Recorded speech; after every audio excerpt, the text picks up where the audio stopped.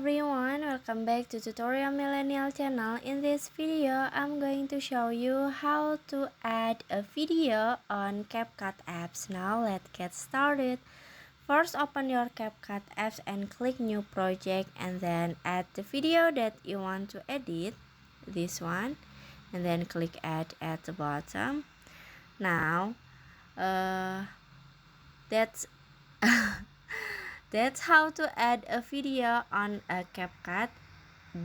This first step. So I have a second step.